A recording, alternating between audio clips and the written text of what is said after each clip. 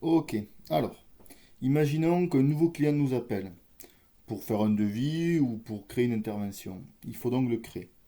Donc pour créer un nouveau client, à l'inverse de Gisatel, on ne va pas d'abord créer le client, mais d'abord on va créer le site d'intervention. Et une fois que le site sera créé, ça nous créera automatiquement le client. On clique donc sur le bouton site. Voilà.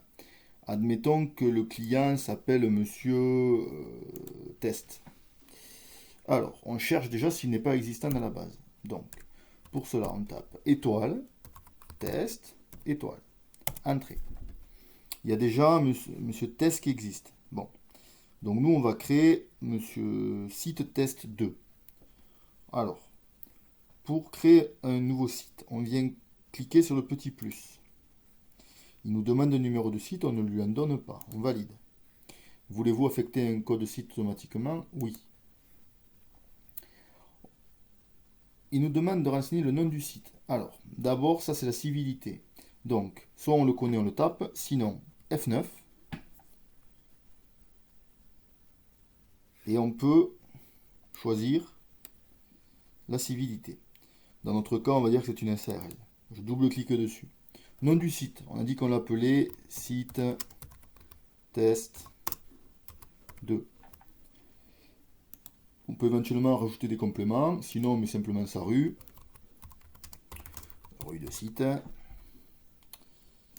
On peut rajouter une localité et surtout mettre le code postal 12 370 par exemple.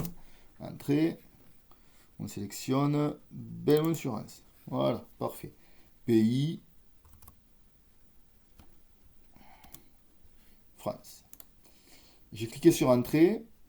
Normalement, ça enregistre, mais il n'a pas voulu parce que n'avait pas rentré le numéro de téléphone. Il faut donc mettre un numéro de téléphone obligatoirement. Alors, on va mettre 0565. Voilà. On peut mettre un chargé d'affaires rattaché à ce site. Comme ça, on n'aura pas à le renseigner à chaque fois. Moi, je préfère ne pas le renseigner parce que c'est pas forcément toujours la même personne qui va s'en occuper. On continue, on rentre. Il a détecté qu'on avait déjà créé un client qui avait le même numéro de téléphone. Donc, il nous faut ici venir modifier le numéro de téléphone. Donc là, on va l'appeler 01. Voilà. Information de facturation. Code client, on ne le remplit pas. Mode de règlement SAV. Alors, C, ça veut dire chèque.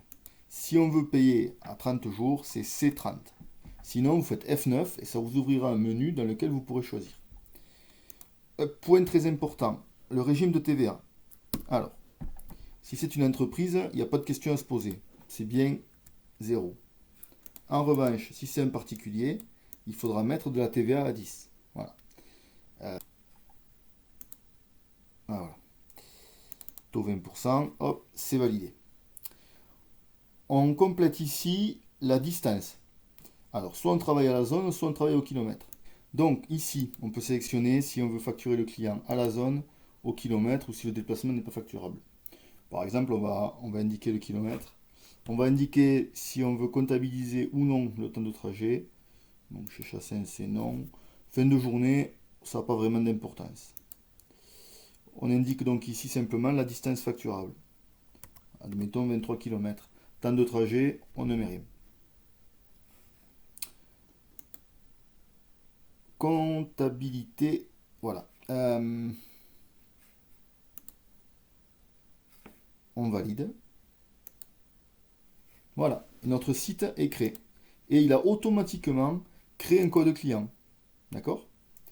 Alors, si je reviens en arrière, ici. Donc là, on est sur le site test 2.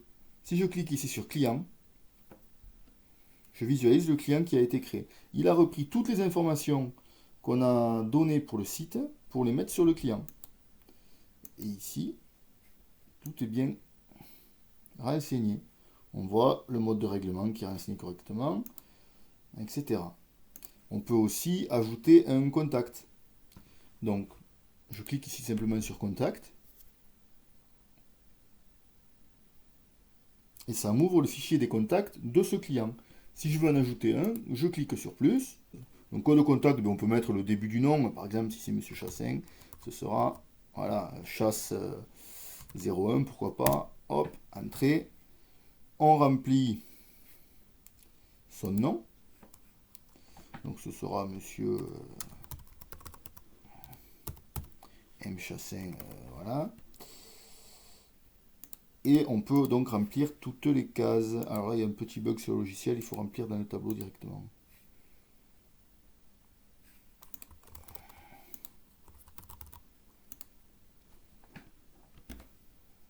Donc là, on peut remplir le téléphone portable, et surtout, ce qui va le plus nous intéresser, le mail.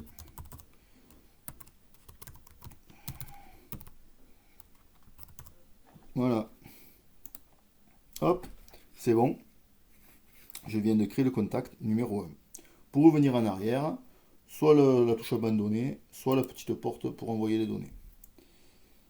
Voilà, nous venons de créer un site et un client. On peut fermer ici à la fenêtre. Donc là, je viens de fermer la fenêtre client. Je reviens sur la fenêtre site. Si je referme, je ferme la fenêtre site et j'arrive au menu de départ.